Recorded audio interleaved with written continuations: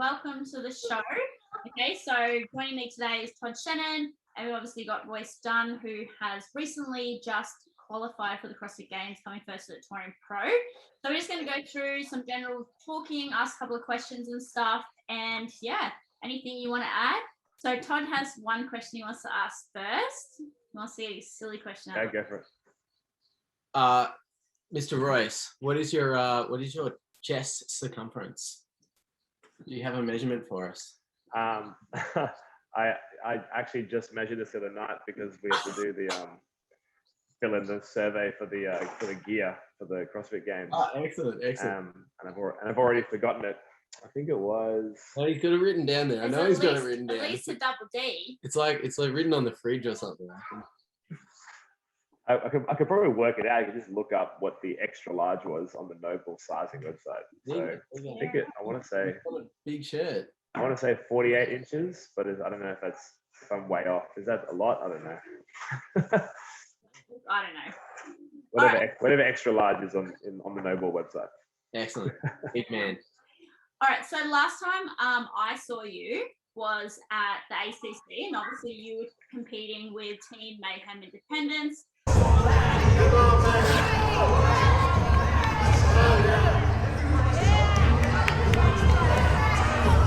Don't look tired.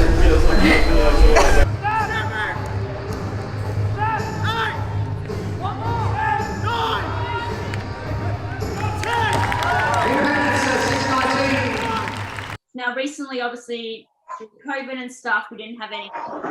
So the CrossFit Games didn't have test. Now, you've then gone through as an individual athlete. What does it feel like knowing that you secured a ticket to the CrossFit Games, individual again rather than on a team? Individual is it's a funny beast. It's like higher highs and lower lows. You've got no one to kind of share the burden with, I suppose. So it's a bit more daunting in that aspect.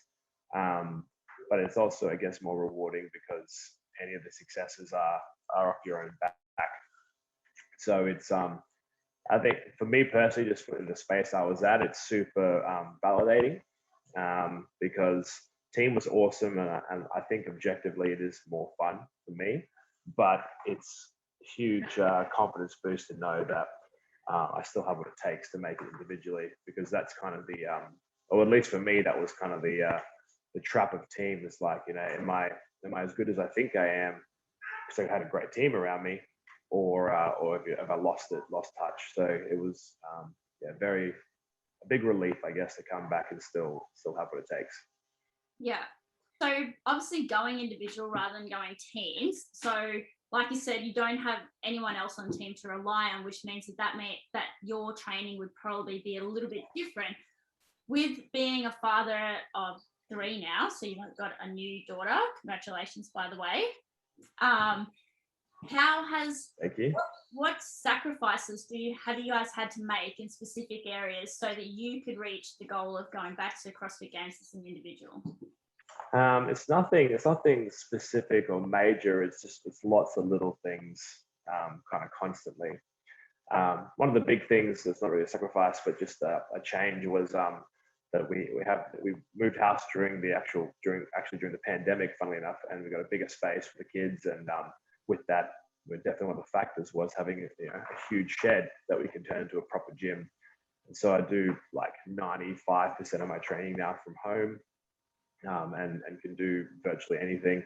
And then that helps obviously with just time management, not having to travel to and from a gym, being able to break up like a session of training into like, a dozen micro sessions you can duck inside and help out if things are chaotic or anything like that.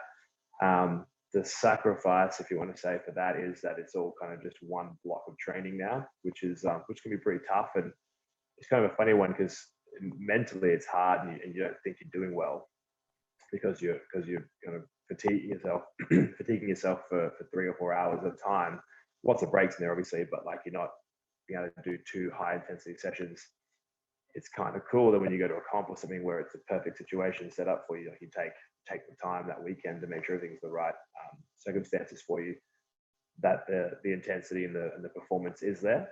Yeah. And then probably the real sacrifice comes in from my wife Laurie, because she's having to do so much of, like, just when I get home from work, you know, maybe an hour or two where I kind of hang out and we have some food and just kind of entertain the kids, and then I'm in the shed like grinding away, like she's doing like showers and making dinners, and sometimes even I put the kids to bed if they're super tired and go to bed early, all by herself, and then I'm kind of just trying to come in at the end and help out with the more like crazy time, like bedtime. But yeah, she's shouldering a lot of the work all by herself, because I'm just out in the shed for a couple of hours, like during that time when the kids are the most kind of crazy. So yeah, it's obviously hard for her, and you know, I'm sitting outside in the shed sometimes and I can hear like the screams and stuff going on inside, you know, just the craziness, and I'm thinking, oh crap, I got to get in there and help out.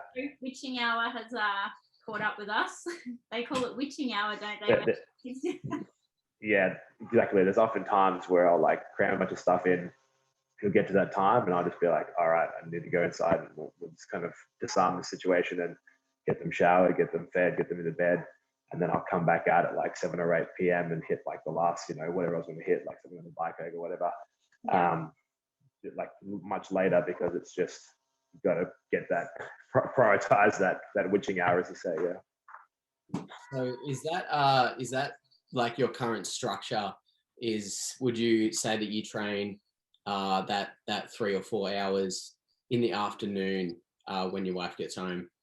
Yeah, that's pretty much so. Yeah, Laurie's at home all day. It's pretty much go to work at for at least 4 of the 5 days a week. It's go to work for the 5 a.m. class. I coach and do programming for the gym through until about 1 p.m. Come home, we'll have lunch, hang out for a bit, and then it's about 3 p.m. to, depending on the day. Some days it's a shorter day, sometimes a longer day. It's about 3 till, you know, let's say 7. Just training. Yeah. So how has your training actually changed since ACC while competing for a team compared to leading up to Torian Pro, going back as an individual? Not that much, honestly. It's I mean, all of us on the team, we all followed the Mayhem programming anyway, and it's mostly an individual program with well, I follow the What's Rich Doing track, so there'll be obviously team training in there, but they always provide an individual version. And with the Mayhem guys, because I was here in Australia and they're in the States, we didn't do a ton of team training unless we were getting together for a comp prep. So we'd have like a little fight camp and kind of get in sync and stuff. But yeah, pretty much it was the same training, just following the Mayhem track, and it's, you know, it's proved effective for me for the last 4 or 5 years. Yeah, right. Because you have been on Mayhem for like quite a few years. What actually made you choose Mayhem programming? Why did you go to them and not to something else? It just made the most sense to me at the time. We just made the games as a team with our affiliate back in 2016, and I got back and I wanted to take it seriously and go individual, and you get a taste of the games, and it really like fires you up. And I mean, Rich was the man, he's the GOAT. So I was like, what else? What other programming would I take? So back to the Torian Pro. What was the hardest workout for you over the weekend? Not even physically, but more so mentally and emotionally. Hands down, the most painful workout was the Move It or Lose It 3 on the Sunday. And I guess, I mean, going into the weekend, the workout I thought would be the worst was the event 1, the reverse try. Just because it's the longest, like you're in pain for the longest. I don't love a run. Definitely don't love a run on the assault runner. So that was really mentally tough, actually, just trying to stay in the fight, knowing that it wasn't going to be a good score anyway. But the Move It or Lose It was it was so devastating physically in a way that doesn't make any sense on paper. Even when I look at it now, it still looks so innocent. 45 reps in a sled pull. But in the first 3 minutes, I was basically at red line and like questioning everything, like my fitness, like how bad do I want this? Am I good enough? Like, should I quit? I don't want to finish this workout. It's awful. Luckily for me, it ended in 2 rounds in 6 minutes. So that was a godsend. But I can't even imagine, like, poor Will, who's a training partner of mine, a member of our gym. He was in the final heat with me, and he went all the way to the 4th round. I can't even imagine, like, the resilience to, like, just keep going back to the ski and keep trying. Like, if I didn't finish it in 2, if that sled had been like a meter short, I would have like just given up, just laid down and be like, nah, it's over. So during the workout, sorry. So what part of it, you did your, it was 30 calorie ski, and then you've got your 15 burpee box overs.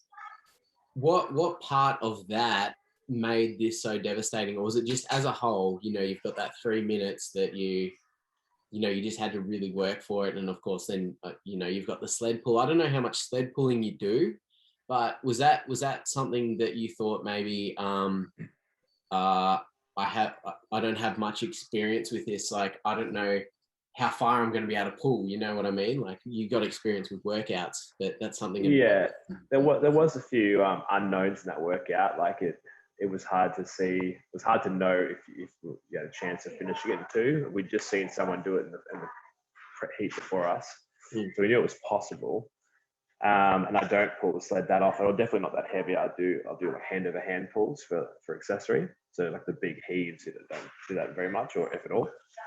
And I think that's what did it. I think so the first round, the ski was okay. Like it was starting to hurt at 15 cal, like in a way that you think, I wish I wasn't hurting yet because I'm just getting started. The burpee box jumps were not too bad, better than I expected. And then you just charge down the line. It's like high, like energy, like everyone's like frantically grabbing this rope, and you're like just trying to rip this thing as hard as you can. And it was like doing a 1 RM deadlift each pull to get it to move 1 meter.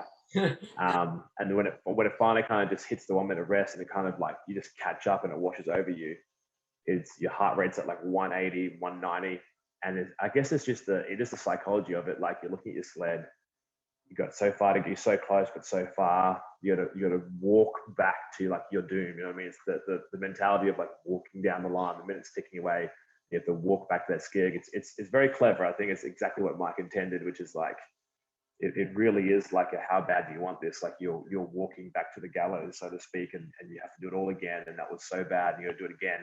And there's still no guarantee you'll finish it this round. You might have to do it again after that. So it definitely plays in your mind. And I think that might be the trick, is that where that workout came in the weekend, like on the Sunday morning, I was in the top 3 going into Sunday. And so I was like, it's one thing to be like, say, in 4th or 5th, and you make a push for the top 3 and you don't make it. That's disappointing.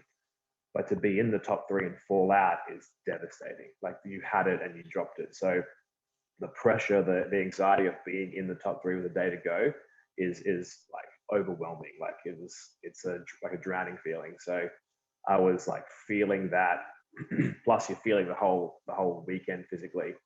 So just like the psychology of that workout, the mentality of your own kind of pressure on yourself to perform, the physical like draining of the last 2 days just made it like the recipe for like the most just absolute gut punch, like, run into a brick wall, like kind of experience of a workout, which was beautiful, elegant and beautiful as a workout.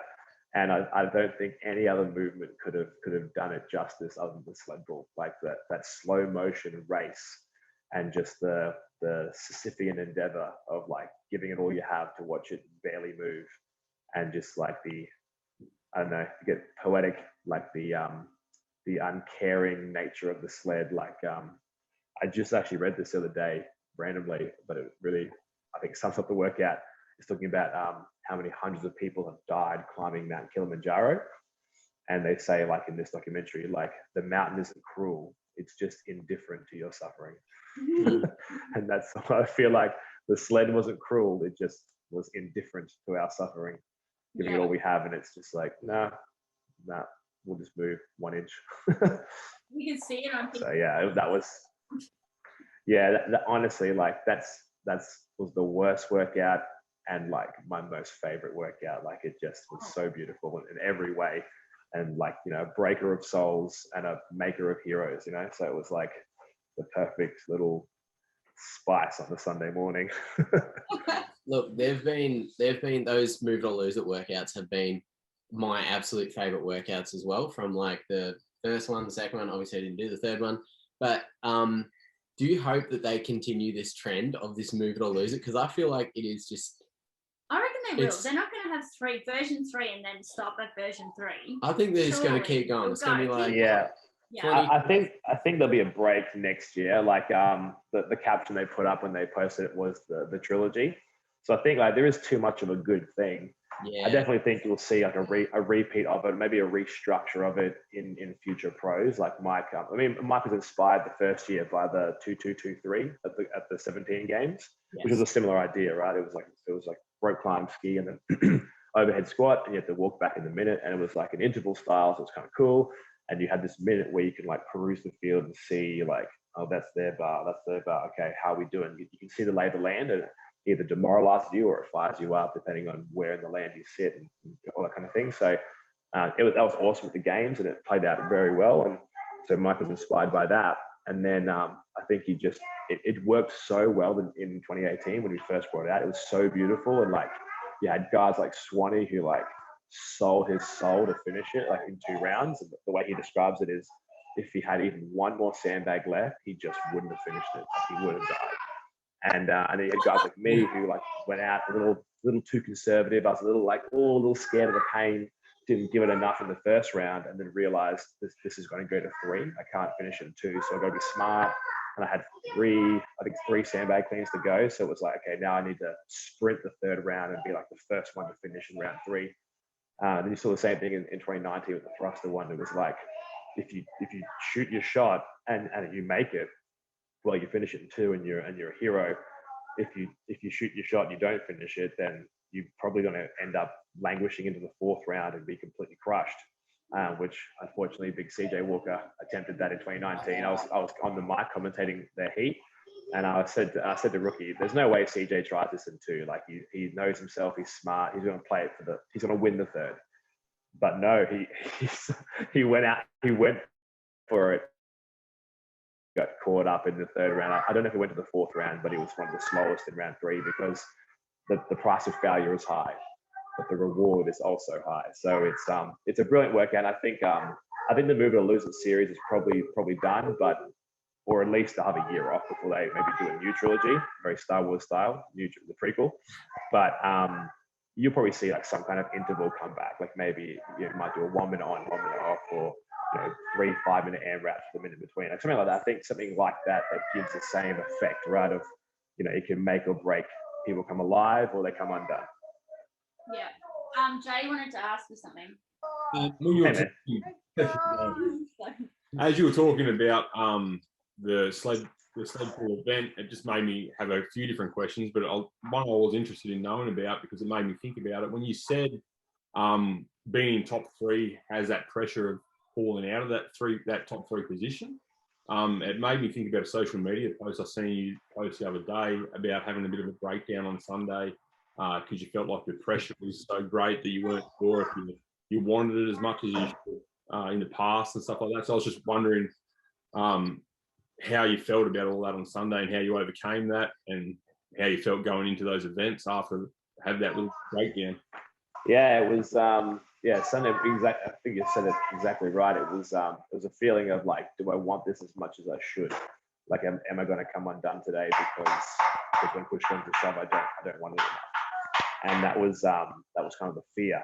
And that's when, as I said in the workout interview, that was when I kind of had that moment of like, look, people around me, my loved ones, and even things as simple as like work colleagues covering shifts for me and stuff, and being at a disadvantage. Like, there's so much sacrifice, and there's been so many times when I haven't been around the boys as much because I've been in the shed, or I've gone in on the weekends to train and told them they can't come with me when they want to hang out better. Well, all the hours Laura's put in, like it's not my right to call early when they put their faith in me, all those other times when I was confident. Otherwise, if I'm going to fall apart now at the finish line, then what a waste all those other hours where I really was just like mucking around for nothing. And so that kind of fired me up a bit. And then still, the pressure didn't go away at that point. If anything, it mounted, because then now it was like, well, okay, I do want this, and so you got to give it your all. And at that point, the fear is not, I guess, not making it, because you'll be okay. And any of the top athletes, and you'll see this. You've already seen it from some of the wrap up posts of some of the guys who didn't make it, like, you know, we're professionals, like we're tough, like it's not like losing a loved one, right? It's not real pain and suffering. It just hurts in the moment, but you'll get through it. If you really want it bad enough, you'll be back. But it was just a fear of execution. Like, make sure you do everything you can. And if it's not good enough, then that's okay. That's sport. But don't be seen on the finish line wishing you'd, you know, done something harder or pushed harder. So that was literally when round 2 of that sled workout started. Yeah. And I was once again having these thoughts of like, I don't want this. That was all that was going through my head. It was like make sure you don't want it. Like give it a real try and be on the finish line with no regrets. And so the irony was that on that second round, I thought I was skiing like pathetic pace because it was slower than my first round, and I was like the last off the ski in the first round. But I looked to my left and right, and not a single hand was up yet. And then mine went up first, and then I got off the ski first, and then I was kind of counting James's burpees, and I was getting a rep ahead of him, and then 2 reps ahead, and I was like, oh man, like everyone's hurting, apparently worse than I am. And so when I knew I was going to finish those box jumps first, I was running to that sled, and I was like, it was like, let's go. Let me ask. I wasn't even aware. Oh, sorry. Oh, you're right. I was just going to say, with a workout like that, as a third party perspective, I would have looked at that workout and said, this is Royce Dunne's workout. So did you ever feel more pressure because you felt like that was a workout you had to do well at because it seemed like a workout you should do well at? I kind of thought it wasn't a good workout for me. Like if you were in the gym training, I'd say it would be, but on a competition floor, there's a lot of guys that are more, well, at least my impression was they were more willing to hurt. Like Khan was willing to was willing to take that risk and absolutely send it. And like that's what I love about Khan is that he really isn't scared to hurt. He kind of loves it. Yeah. Whereas I'm like joking at the back literally every time before we go out there. I'm always asking everyone, so what's the least I can do to win this? How do I win this with the least hurt? And that's what it felt like. It was like, you know, yeah, on paper it probably is a great event for me. I'm probably the heaviest athlete out there as far as pulling the sled, and probably got the longest arms to ski with. But I was just worried that, like, yeah, maybe I wouldn't dig hard enough. I'd find myself wanting in that moment. And I was just trying to tell myself, like, it's okay, like you can pull the sled better than everyone else. Just like get there with a decent heart rate and then like rip in. Yeah. It's exactly what I did in round 1, which did pay off. And then I had enough gas in round 2. Like I said, but when I got ahead of James on the baby box jumps, I thought we're on here, because that's a movement I would give to James over me any day. Like burpees are not my love. I was pulling ahead. So it was like, okay, I've played this perfectly. Now go and rip that sled, which is the thing that, you would probably bet on me. And I wasn't even aware of where Baden's sled was. I was vaguely aware he'd caught up, or he'd come at the same time as me. I wasn't even racing his sled. I was racing, like I couldn't see the clock properly. I'm pretty short-sighted, so I couldn't see the clock. I was just making sure that I was going to finish it. Great. If there was even a chance, like I had no idea how fast I was moving. For all I knew, it was like 10 seconds to the buzzer. Yeah. If there was even a chance the sled didn't cross that line, I was like gonna fall apart. So I had to get that. I just didn't even care where I placed. It was just finish it, and then let the placing go where it is. I've just got one more question before I let these two guys take over again. And I know what the answer is, but I'd just like to hear it from yourself. Like, I understand that you were going for the win, but talk me through that 160 kilo clean and jerk that you missed. Oh, there's one. Yeah, well, that's literally what it was going into that event. Like, I wasn't worried about hitting the weight. I was worried about winning it. I thought I could win this, but the speed element of that, like the split timer, like it's something we've not seen in a lab like that before. Normally, the split would be like whether you clean it or not, and then you just have like 10 people tying a weight, right? Which is I think what Mike was trying to avoid doing. It's a smaller field, like only 30 people. If 10 of you tie on the same weight, it really doesn't help the standings. So I get why it was being done, but it was a bit anxiety inducing. And I thought, look, I don't back myself as far as like my turnaround to my jerk. Jerk isn't very strong versus my clean. And with guys like, I could see them up ahead already chilling by the weight. With guys like Jake, Evan, and Swanee already cleared it. I thought all 3 of those guys like can out jerk or at least jerk faster. Yeah. So I thought there's two options here: take my time and hit it, and hope I beat one of them, but probably not, which would give me fourth. Oh yeah. Or I send it, or I send it, and somehow just adrenaline sneak out this, some kind of miracle jerk and get the win. Or I miss it and I still get fourth because I was pretty confident. In your position, I've done the 159 before. Yeah, exactly. Yeah. The hard part was that knowing that most people in the crowd wouldn't understand that, would just think I was being an idiot. So I was like, had to kind of wear that egg on my face of like, what did that guy just try and do? Like, did you see that? Yeah, I mean, did you see that Tia did the exact same at the Mid-Atlantic Challenge? Right before she was about to do a lift, she chucked on an extra 5 pounds or whatever to try and go for the win, and then she eventually didn't best in the event at all. She missed it. Exactly. I hadn't seen that until later. But that's the thing, right? Like it was a gamble, and maybe it was unwise. Obviously, for me, it was even more of a safe gamble than Tia because, like I said, the slowest 161 is the same score as the fastest 159. Yeah. So yeah, I really had nothing to lose except, in theory, maybe I could have come third if I'd just taken my time, but it was a hair faster than Evan. But that wasn't that safe of a bet in my opinion. So it was, whereas Tia was a proper boss move because like she stood to lose a few points by throwing that. But she also like won every event ever, so it was not really a point she needed. I'm gonna let a little bit different between me and Tia. I'm just gonna let these two guys take back over. But before I go, I'd just like to say, huge fan, mate. And from one bigger athlete to another, thanks for flying the flag for big guys still, mate. Absolute pleasure. Thanks, Jay. All right, so obviously going as an individual, right? Now there's this thing that everyone talks about that you have Royce Debris. Who do you give your Royce Debris to after the workouts if there's as an individual? Yep. Do you put CJ through that suffering?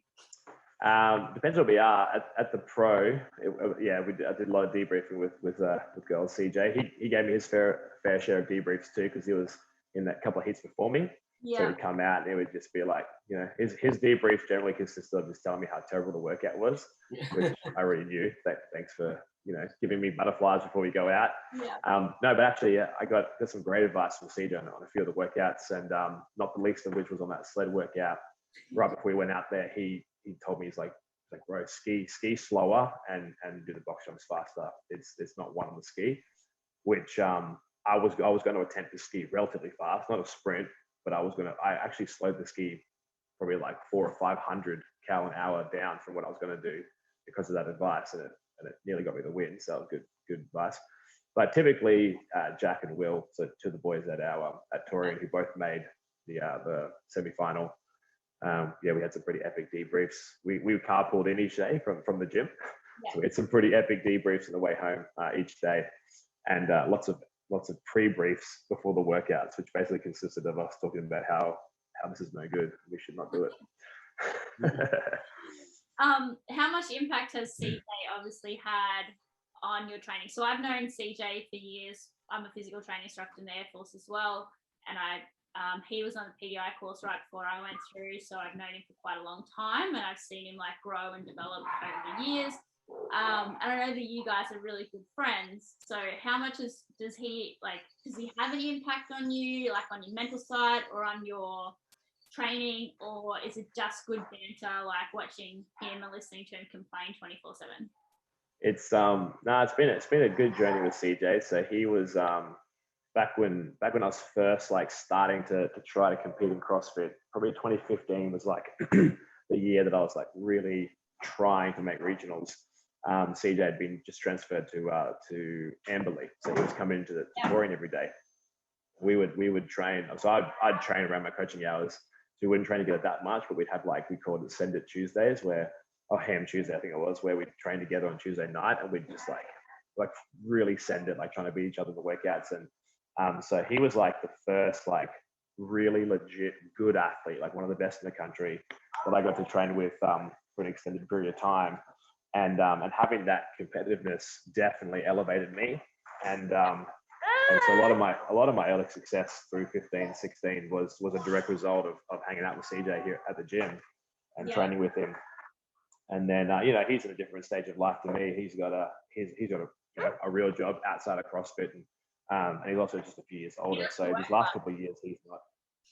Yeah, he's a professional badminton player, professional pool at work, and so he's like even this year, for example, I think his training this year consisted of the 45-minute class a day at his gym. Like he didn't train hard for this. So, but he wanted to qualify just, as you say, for the banter, like for the good times. Like it was an awesome weekend catching up. And, like I said, he's still his advice on certain workouts and stuff, but both from his wealth of knowledge, but from the fact that he'd just done the workout, he could give me some tips and stuff. That was pretty invaluable. And the banter is like, it's awesome. Like we had such a good environment, at least amongst them. I can't speak for the female athletes, but the male athletes at the pro was like just in the stalls before the workout. Yeah, there was some like nervous, like more stoic people that like kind of certain athletes just kind of shut down a little bit. But for the most part, everyone was like, we're in it together. It was like us first to work out, and like the banter and the joking and stuff like really helps calm the nerves. Like you really feel like everyone's just as nervous as me, or it's going to hurt just as much for everyone else. Like we're in this together kind of thing. And obviously 3, 2, 1, go. It's we're racing, but it's you versus the workout, and then you just try to get your best time and hope that your best time beats their best time. So yeah, CJ's always brought that. I mean, I vividly remember open workouts, rocking up to the gym on Friday night, about to do go for our heat, and just feeling like sick with nerves of like, oh, this is going. I don't know if I'm going to do well, this whatever, and just like seeing CJ walk over and be like, bro, this is no good. Why are we doing this? Blah, blah, blah. And I just instantly felt at ease. Like, yeah, like he hates this too. Like we're doing this together. Let's go. So it's been awesome. Probably just our last question here. Then we'll let you go. With the games in August, what is the plans looking for you in regards to COVID and like the travel expenses and stuff? Because we know that it's quite high at the moment and stuff. Like, what's the plan there? It's kind of still putting together the plan as far as like, when's the right time to head over, how long for, got to factor in whatever the length of the trip is. You got to add 2 weeks of quarantine back here. Who knows what will happen with that? I mean, you can hope it'll be changed to an at-home quarantine by that time, but you can't rely on that. So I guess the short answer is not sure yet. We're still trying to figure that out. We'll do like fundraisers and stuff. I'll probably like take charge of that myself actually, and try and take most of the responsibility for that to kind of help alleviate. I can't expect the other guys at the gym to do that for me. So, but I'll chat with with Will and Dash and kind of figure out what we can or cannot do, or what we should and should not do, and just come up with a plan. It's all kind of figuring out as we go, I guess. Still decompressing from the weekend, and then it is a lot to get. It's just a more complicated year, put it that way. Like in other years, it's pretty simple, but this year is a bit more thinking needs to go into it. Yeah. All right. Well, thank you so much for joining us. It's been great chatting to you and stuff and getting to know you, and good luck with everything. So usually I would like to do this kind of thing in person, but obviously traveling around and stuff like that is so hard these days. Like I couldn't even go to the Torian Pro and stuff. But yeah, like after the games and everything kind of like settles down, we can travel a bit more. We'll probably come up and like hang out with you if you really want, and maybe you can put us through a few workouts in your shed and stuff like that. So yeah, and I'm sure that you and Toddy will be training together in the meantime. In the meantime, he can train with us and kill us, and we'll just try to keep up. Like we're pretty mediocre athletes. Don't worry, they put me through my pace. Yeah. We come up with the craziest workouts. We come up with like, Jay comes up with the craziest workouts on a Sunday. We go over to Todd's house, or he comes to our house, and we just do these banger workouts. He flogs us. Yeah, nice. Still going, or they partner up, and then I'm still going with my partner, and it's just like epic.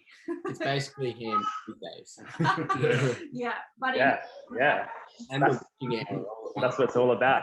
That's it. That's what it's all about. A good environment, good people. Yeah. Fun times. I mean, the workouts suck, but afterwards you tell yourself you had fun somehow. Yeah. No. So yeah, thanks for chatting with me. Us, and for being a part of the channel, and good luck with everything, and good luck at the games. Like, fingers crossed that you get over there and COVID doesn't stop it and everything. Yeah. Any last questions? No, that's it from mine. Right. Yeah. Do you have anything for us? I'm good. Yeah, thanks for having me, guys.